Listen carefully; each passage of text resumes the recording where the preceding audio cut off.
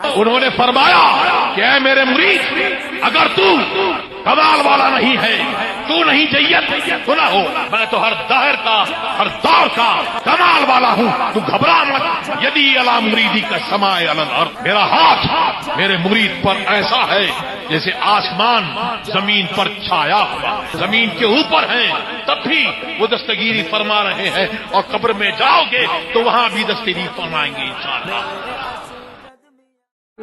ওয়ালাইকুম রহমতুল্লাহ। সাহাবিকরাম পাঞ্জাবি পড়ছেন কিনা একটু দলিল দেবেন তো।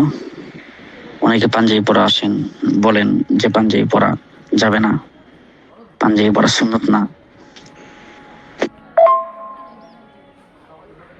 পাঞ্জাবি শরীয়তে কোন জায়গায় নিষেধের কথা লেখা নেই।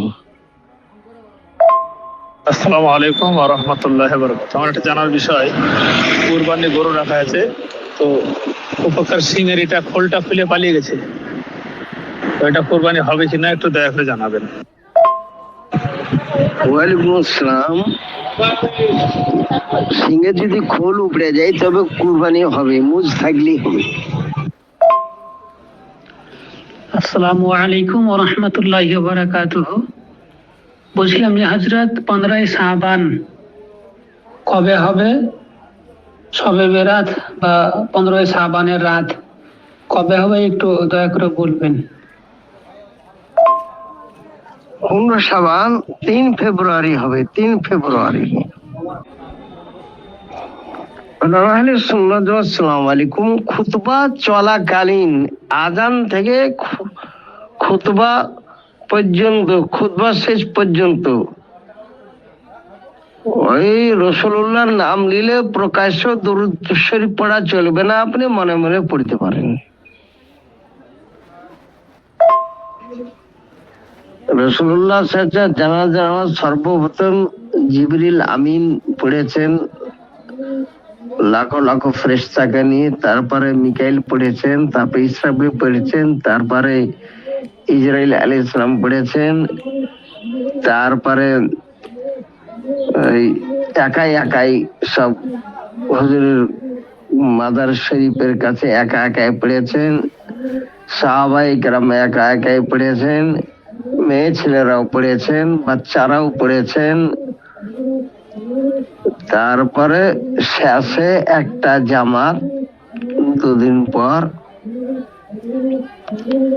বুধবারের দিন, সোমবারে ইন্তেকাল করেছেন, সোমবার, মঙ্গলবার, বুধবারের দিন একটা জামাত আবু বকর সিদ্দিক রাদিয়াল্লাহু তাআলার নেতৃত্বে হাজার হাজার ব্যক্তি ছিলেন, ইমামতির পদে যাননি, লাইনের মাঝখান থেকে ফাকাব্বারা আরবাআন 4টা তাকবীর দিয়ে সালাম ফিরিয়ে দিয়েছিলেন।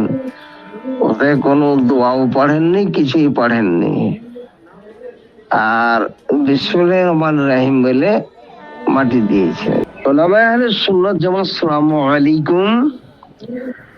মাসলাকে আলা হাজতে খেলাফ কিংবা মুফতি আজম হিন্দ কিংবা তাজুশ শরিয়া রিদওয়ানুল্লাহি তাআলা আলাইহিম আজমাইনের খেলাফ কোন তানজিম, কোন মিসবাহি, যে কোনো ব্যক্তি চাহে রেজভি হোক, খেলাফ করলে ওই তানজিমের যাওয়া চলবে না, তাকে সাপোর্ট করা চলবে না। যে সাপোর্ট করবে সে পাপী হবে, গুনাহগার হবে।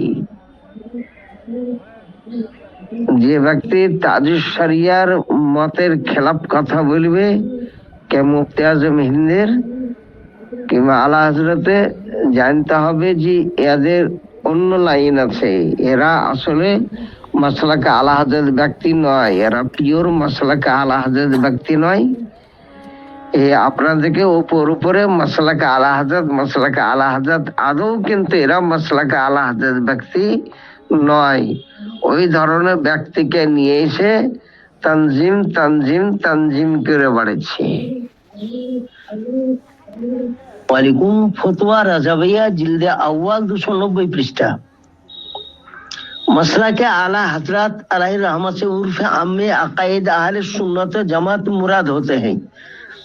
तारुफ और तमीज के लिए उनको मसला का आला हजरत कहते हैं। उनका अकायद हक़ का मुखालिफ सुन्नी मुसलमान ही नहीं, पीर होना बड़ी बात है।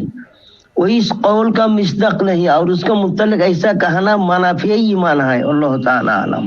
देवबंद का बिल मुकाबिल बरेली भी बोला जाता है तो सुन्नी ही मुराद होते हैं। आज आधे कहना कि ना मानो बरेली का ना मानो देवबंदी का। अहले सुन्नत जमात और मुत्तदीन वहाबिया का एक बराबर करना और खुद अपने को सुन्नी ग्रोह से खारिज करना है।